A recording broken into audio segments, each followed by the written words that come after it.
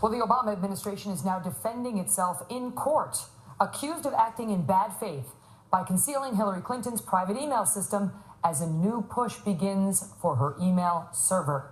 Government watchdogs now suing the State Department, claiming it falsely certified that it had no Hillary Clinton documents to produce, which we now know was only because Mrs. Clinton was hoarding them.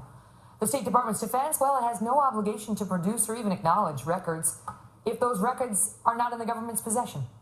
Even if the reason they're not in the government's possession is that the Secretary of State herself has been hiding them at her home in Chappaqua.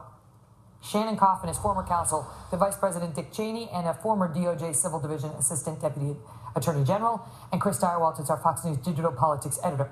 All right, so Shannon, that's basically it. I mean, the gall, I understand the legal, right? But the gall of the government to say, we have no obligation to produce what we don't have, and not acknowledge the reason they don't have it is because they've been flouting their own rules and arguably the law to get them out of the State Department in the first place.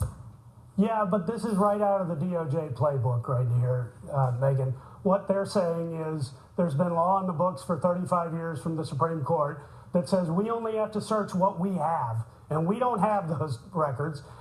But as you say, the very reason they don't have those records is that the Secretary of State is the one who has absconded with them. Right. It seems like it makes some sense. And what the government watchdog group says in response to that argument is the case law, which would normally support the government on something like this, has an exception, just noting that the standard might be different in the event that the agency purposefully routed a document out of the agency's possession in order to circumvent a Freedom of Information Act request. So it may not be as cut and dried as the government suggests. What say you?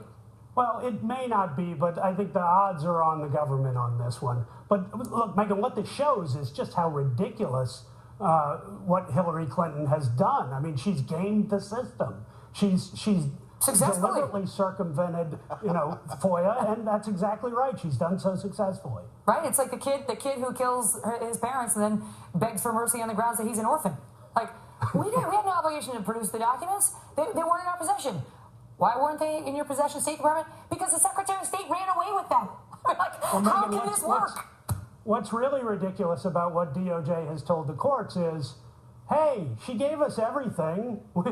We don't have any reason to doubt her, right? Right. They're talking about the documents that she just recently produced and how we're supposed to take her word that that was everything. Meantime, and we'll get to the server in a second. Meantime, Chris, she came out with some statement to a journalism group yesterday that, I don't know, I've heard people laughing, I don't know what to think of this. You watch it and tell me. I am all about new beginnings. A new grandchild, another new hairstyle, a new email account. Why not a new relationship with the press? Why not? Look, this is particularly dispiriting because this took place at an award for journalists attended by some of the brightest lights in political journalism in America today. The former secretary got a standing ovation there for some gauzy statements she made about people being really good at journalism, and that would be great. But for her to mock, to taunt, to laugh at the very fact that she has left, by everyone's estimate, a raft of unanswered questions with ongoing scandal, for her to appear there and joke about that, and for journalists to laugh at the jokes, tells you pretty much what Hillary Clinton is counting on when it comes to her campaign, which is that when it comes to the establishment press, at least, that she's going to get a very kid glove treatment. Mm-hmm. So to sum up, she's gotten away with it, and the press has no problem with that. Do I have it about right, Chris? Well, I think the press has a problem because they know ultimately that there will be not just the Fox News channel, but also there will be insurgent journalists. There will be people who are going to ask the questions and they're going to push it, and they feel a certain obligation that they've got to at least go through the motions on this. And when we start to see congressional subpoenas flying, there's going to be something else to cover. I'm short on time, Shannon, but tell me, what is the best means now? Because these government watchdogs are pushing to get her server, and so is Trey Gowdy's group in the Congress that's investigating Benghazi. What is the best option for getting it? Well, subpoenas are the best option in the long run, but they're going to take forever. The law also allows the archivist of the United States to try to get these records back, but that takes the cooperation of the Department of Justice, and we see what their position is.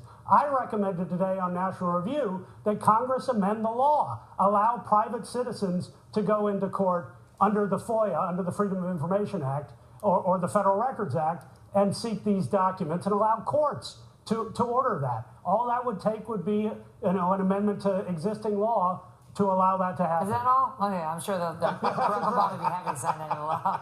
All right, guys. Thank you. You bet.